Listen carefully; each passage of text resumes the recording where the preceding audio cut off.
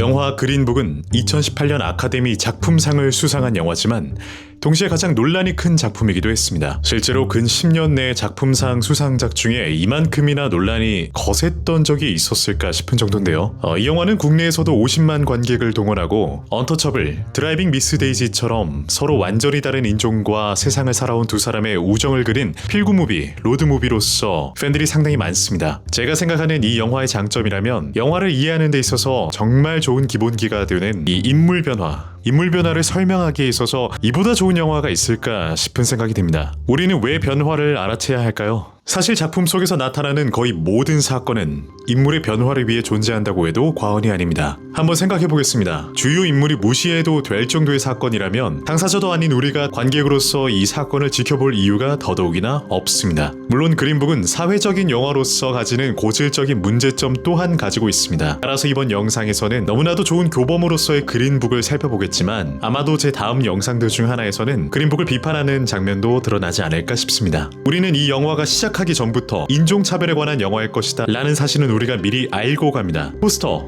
제목이 주는 느낌, 비슷했던 영화들의 주제, 장르, 먼저 본 사람들의 반응. 장르는 기본적으로 우리에게 어떠한 기대와 예상을 하게 만들기 때문에 우리는 이 영화의 주인공이 인종차별적인 생각을 극복하고 더 나은 사람이 되는 이야기라는 것을 미리 예상할 수 있습니다. 또 주요 인물이 두 사람이 될 것이라는 것도 영화가 시작하고 단 20분 내에 이미 우리는 확신하게 됩니다. 여기까지 본다면 아니 이런 것까지 꼭 알아야 되나? 이미 벌써 너무 복잡한데 라는 생각이 드실 수도 있습니다. 하지만 저도 하나하나 체크박스에 체크를 하면서 지금 이렇게 설명드리는 것이 아니고 돌이켜 생각해보니까 그랬다라는 겁니다.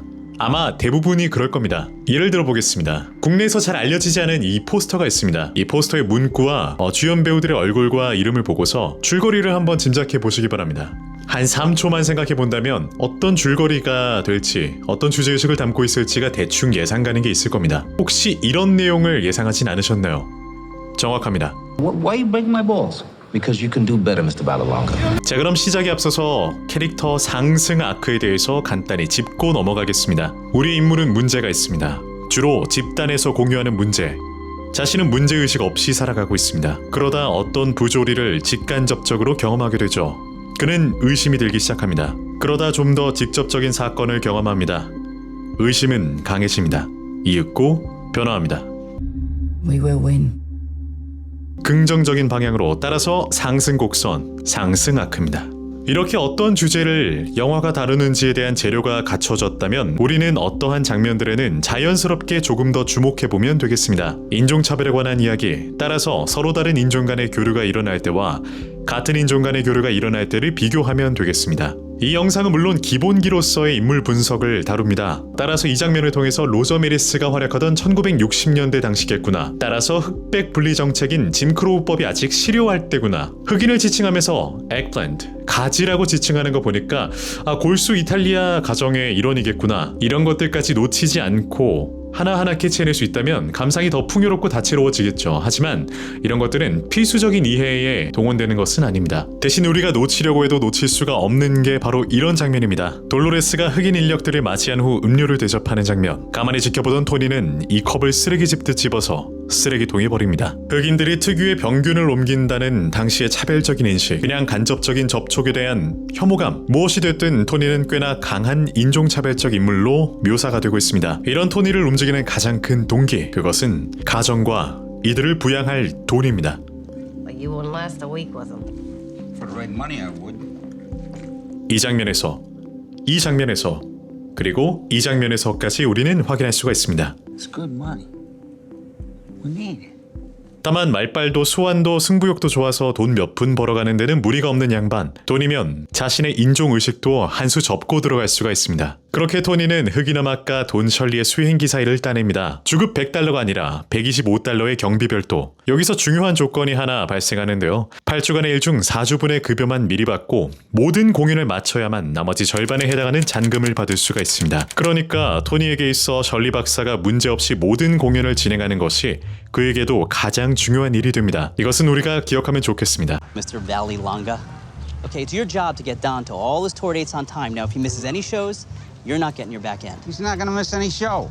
토니가 첫 번째로 겪는 문제의 장면으로 가겠습니다. 셜리 박사는 공연 중 밖에서 기다리면서 도박을 하던 토니를 꾸중하는 장면이죠. 아니 나만 그런 거 아닌데 왜 나한테만 그래요? 셜리 박사의 대답은 저들은 선택권이 없었지만 당신은 있었죠. 토니에게 처음으로 문제의식이 발생합니다. 자, 여기서 제가 좋은 도구를 하나 소개하겠습니다. 바로 편지입니다. 영화에서 셜리 박사가 토니에게 미치는 긍정적인 영향들은 이 편지를 통해서 고스란히 드러납니다. 많은 분들이 아마 기억하실 거예요. 셜리 박사가 아내 돌로레스에게 전하는 토니의 편지를 검수해줍니다. 자, 곧바로 다음 장면에서 바로 토니의 편지가 첫 번째로 도착합니다. 내용은 무난하고 사랑이 가득하지만 아직까지 셜리의 영향을 찾아볼 수가 없습니다. 토니가 겪는 두 번째 사건으로 이동하겠습니다. 바로 피아노 사건. 계약에 따라서 셜리 박사는 무조건 스타인웨이 피아노로만 연주할 것을 보장받아야 합니다. 그러나 이 공연을 준비할 때 관계자와 갈등이 생기죠. 시종일관 예의 없게 되받는 관계자. 하지만 토니는 예의 있게 해결하려고 합니다. 돈이 걸린 일이고요. 스타인웨이 피아노가 준비되지 않아서 셜리 박사가 공연을 하지 않겠다고 하거나 문제가 발생하면 토니 손해니까요. 그러나 결국 주목이 나갑니다. 참 뜬금없죠. 참 번역이 명백하게 아쉬운 장면이에요. 극장에서도 OTT에서도 이렇게 나옵니다. 네가 뭔데 명령질이야? Who do you think you're talking to, Greaseball? You think you're talking to, Greaseball? 자, 여기서 중요한 것은 Who do you think you're talking to가 아니라 Greaseball 이 되겠습니다. 이 Greaseball은 이탈리아인에 대한 멸칭입니다. 네가 뭔데 명령질이야 이 미트볼 새끼야 정도로 번역하면 좋았을 것 같아요. 그러니까 여기서 토니의 주먹은 셜리를 위한 것이 아닙니다. 자기 자신에 대한 모멸에 대한 것이었습니다. 토니에게 앞선 사건 하나는 변화를 야기하는 데 충분하지 않았습니다. 자, 조금 더 상황이 격해지는 토니의 세 번째 경험입니다. 바 장면. 여기가 어딘지 아냐고 따지는 토니에게 셜리가 대답합니다. 어딘들 달랐을까요? 잠시 생각하는 토니입니다. 이 사건도 토니에게 과연 변화를 미칠 수 있을까요? 비록 공연장에서 환대를 받긴 했지만 화장실 때문에 모텔까지 차를 타고 수십 킬로미터를 왕복해야 하는 토니와 셜리. 이를 두고 토니는 트리오 단원들과 대화합니다. 그리고는 의문을 갖게 되는데요. 왜 북부에서는 돈도 잘 벌고 환대받을 텐데 여기 남부까지 굳이 내려와서 이 고생을 할까? 단원은 답을 내리지 않습니다. 이 장면 직후에 셜리 박사가 고쳐준 첫 편지가 돌로레스에게 전달됩니다. 셜리의 영향이 하나씩 스며들기 시작하는 장면. 다섯 번째 경험. 수트 가게에 들리는 토니. 셜리 박사는 흑인이라는 이유로 옷을 입어보지 못합니다. 자, 이 장면을 보면 생각나야 하는 장면이 있습니다. 초반에 흑인들이 썼다고 해서 멀쩡한 컵을 버렸던 토니 자기 자신입니다. 단순히 신체 접촉만으로 물건을 불량 취급하는 백인. 토니는 일그러진 자화상을 보듯 복잡한 심경으로 이 장면을 지켜볼 수밖에 없습니다. 토니가 호텔에서 고향 친구들을 마주치는 여섯 번째 경험. 자, 궁금할 수 있는 장면이 있는데요. 이전에 YMCA 수영장에서 나체로 남성과 발견된 셜리 박사를 구해주는 토니 장면이 있었습니다. 이 장면이 셜리 인물의 성 정체성이라는 입체성을 더하고 꽤나 중요한 장면이었죠. 하지만 과감히 빼겠습니다. 이 영상에서 설명하는 인물 변화는 토니의 인종의식 변화를 짚습니다. 따라서 셜리 박사와 조금씩 내밀해진다는 장면 정도들은 넘어가겠습니다. 다시 돌아와서 이 장면에서 친구들은 이탈리아어로 자기들이 이를 소개해 줄 테니까 저 흑인 놈을 버리고 자신들에게 돌아오라 합니다. 돈은 2배로 쳐줄 테니까. 이 장면은 중요합니다. 왜일까요? 앞서서 말씀드린 것처럼 토니를 지금까지 움직이게 했던 제1 요인은 바로 돈이었습니다. 핫도그를 무려 26개나 먹고 그토록 혐오하던 흑인을 위해서 수행기사 일을 하게 만든 것도 돈이었습니다. 그렇다면 우리가 여기서 주목해야 되는 것은 토니가 이 더 큰 돈의 유혹에 흔들리게 되는가가 되겠습니다. 그런 그를 잘 알고 있기 때문에 셜리 박사가 선수칩니다. 정식으로 로드 매니저 자리를 제안하면서 무엇보다도 급여를 올려주겠다는 제안. 토니는 아시다시피 제안을 거절하게 되죠. 그리고 친구들의 제안도 거절합니다. 돈이 토니를 움직이지 않는 첫 번째 장면으로 기억되겠습니다. 확실히 상승 곡선에 탄 듯한 토니. 자, 이러한 인식 변화 경험을 거친 후에 우리는 다음 장면이 뭐가 올지 예상할 수가 있습니다. 돌로레스에게 세 번째 편지가 도착하죠. 또다시 감동받는 돌로레스. 여기까지 내용이 따라오기가 쉽고 유익하다고 생각하신다면 구독과 좋아요를 한 번씩 눌러주시면 감사하겠습니다. 사실 구독과 좋아요는 제작에 있어서 정말 빈말이 아니라 큰 힘이 됩니다. 아마 이 영화에서 가장 중요한 토니 경험이 되는 장면의 연속이 지금부터 펼쳐집니다. 인종차별주의자 경찰에게 시비가 걸리고 말이 오가다가 주먹이 또 나갑니다. 여기서 경찰은 또 뭐라 했길래요? 자, 맞기 직전의 대화를 잠깐 보겠습니다. 토니의 신분증에 적힌 성 발레론가를 보며 묻죠. 무슨 이름이래? 토니는 답합니다. 이탈리아 성이야. 여기서 경찰이 문제의 발언을 합니다. Oh, I see. That's why you driving him around. You half a nigger yourself. 이 또한 이탈리아 이민자들을 진짜 백인이 아니라고 욕하는 멸칭이죠. 여전히 자신을 향한 멸시를 참지 못했던 토니였던 거죠. 토니는 아직 충분히 변하지는 않았다는 증거가 됩니다. 결국에는 로버트 케네디 인맥을 통해서 빠져나오게 되는 두 사람. 이 사건에 대해서 둘은 영화 중에 최대 갈등을 겪습니다. 흑인스러움에 대한 논쟁, 영화 내내 고급 어휘와 문법, 말투, 말끔함을 고수해온 셜리가 여기서는 큰 소리로 빠르게 찝찝한 비를 온몸으로 맞으면서 분노를 쏟아내죠. 바로 여기서 가장 강한 깨달음을 얻는 토니가 되겠습니다. 자, 8번째 경험은 같은 시간선상에서 이어지기는 하지만 길기도 하고 중요하기도 해서 나눠가겠습니다. 싸우고 나서 백인 모텔에 몰래 숨어들어온 셜리와의 마지막 숙박입니다. 그린북으로 바쳐서 편지를 쓰고 있는 토니. 그린북은 영화의 제목이기도 하고 지금까지의 여정을 내포하기도 하죠. 이러한 그린북 위에서 쓰이는 이 편지, 더 이상 셜리 박사의 검수가 필요 없습니다. 대사를 빌리자면 토니는 감잡았습니다. 셜리의 영향이 이제는 온전히 들어간 토니가 암시가 되고 있는데요. 과연 그는 자신의 선택으로서 옳은 결정을 내림으로 이를 증명할 수가 있을까요? 9번째 경험, 트리오 단원들과의 식사 장면에서 셜리 박사가 왜 남부까지 내려와 굳이 공연하는지에 대한 답을 얻습니다. Because genius is not enough. It takes courage to change people's hearts. 그것은 바로 용기. 아까 장면에서 답을 들었다면 토니는 이를 진심으로 공감할 수가 있었을까요? 여기서마저도 식사를 거부당하는 차별을 겪는 셜리입니다. 공연의 주인공이지만 이곳에서의 흑인의 식사는 불가하다는 매니저. 토니와 매니저의 갈등이 거세집니다. 이 장면에서 매니저와 셜리를 통해 토니에게 능동적인 선택권이 부여됩니다. 옳은 결정이냐, 자신을 위한 결정이냐. 우선 뇌물은 거절하는 토니인데요. 하지만 셜리 또한 여기서 묻습니다. 당신이 원한다면 연주하겠습니다. 이 연주를 놓친다면 토니는 계약한 돈의 절반을 날리는 셈입니다. 출발할 때 약속된 돈의 절반만 받았고 단 한 공연이라도 셜리가 놓치게 된다면 잔금을 받지 못하는 상황이니까요. 즉 여기서 셜리가 연주를 포기하게 된다면 부담은 셜리가 아니라 토니가 짊어져야 하는 상황입니다. 특히나 자신의 지금까지의 제1 행동 근거가 되었던 돈. 그렇지만 토니의 선택은 올바른 쪽을 향하게 됩니다. 처음으로 자신의 생계수단을 희생시키면서까지 자신이 아닌 셜리의 존엄이 근거가 된 선택입니다. 이제 우리는 알 수 있습니다. 토니는 명백하게 변화했습니다.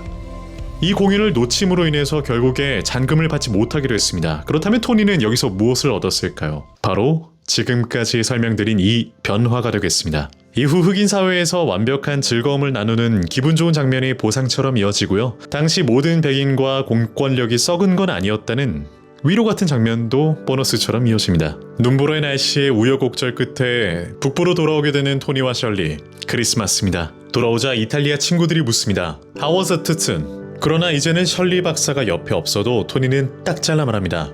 Months. Yeah, how was he, the Tutsun? You get on your nerves? Don't call him that. 투츠는 이탈리아어입니다. 이는 토니의 변화가 단순히 흑인들과의 관계에서뿐 아니라 자신이 속한 집단에서도 작용한다는 것을 확인시켜주는 장면이 됩니다. 돌로레스는 이를 흐뭇하게 지켜보고요. 그리고는 잘 아시다시피 이들을 찾아온 셜리 박사를 환대해주는 장면으로 끝납니다. 여기서 돌로레스는 말합니다. 편지 도와주셔서 감사해요. Thank you for helping him with the letters. 이 영화를 묶는 마지막 대사입니다. 그렇다면 이것은 정말 편지 자체에 대한 감사였을까요? 편지가 무엇을 은유한다고 했는지 기억하실 겁니다.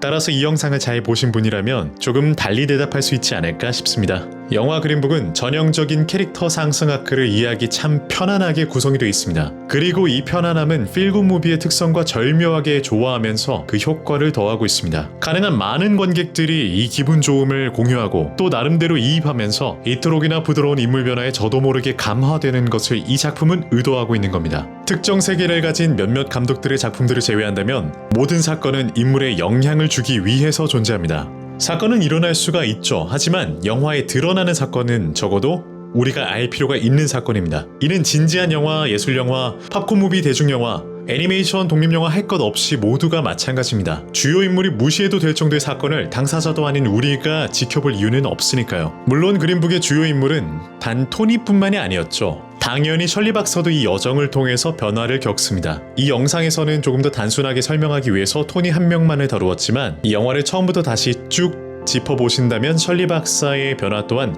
나름의 조짐을 보이면서 서서히 드러난다는 것을 알 수 있을 겁니다. 이 영화에서 해석의 여지가 참 많기 때문에 이것을 하나하나 짚으면서 다 다룬다면 1시간 분량의 영상이 될 수도 있었겠습니다. 영화를 보는 내내 자연스럽게 일일이 분석하지 않으면서도 하나하나 들을 수 있다면 그만큼 감상이 다채로워질 수는 있었겠죠. 하지만 영화를 잘 보고 싶은데, 영화를 너무나 잘 이해하고 싶은데 아직은 어렵다 싶으신 분들이 닥치는 대로 예술영화나 명작 영화들을 힘들게 감상할 필요가 없다는 점을 알려드리고 싶어서 이 영상을 찍었습니다. 어려운 영화 10편을 그냥 넘어가면서 보는 것보다 탄탄하게 쓰인 쉬운 작품은 단 하나를 제대로 이해하고 넘어가는 것이 더 좋은 훈련이 됩니다. 제가 지난 영상에서 구독자가 92명? 100명이 가까워지고 있다고 제가 말씀을 드렸는데요. 지금 찍는 시점에서 100명이 넘었습니다. 저는 계속해서 문화와 영화 관련된 다각도의 좋은 영상으로 다시 찾아뵙겠습니다. 다시 한번 한 분 한 분 감사드립니다. 영상이 유익했고 다음 영상이 기대된다면 구독과 좋아요 한 번씩 부탁드리고요. 또 제가 놓친 디테일이 있다면 댓글로 감상을 나눠주시면 좋겠습니다. 지금까지 로마의 휴관일이었습니다. 감사합니다.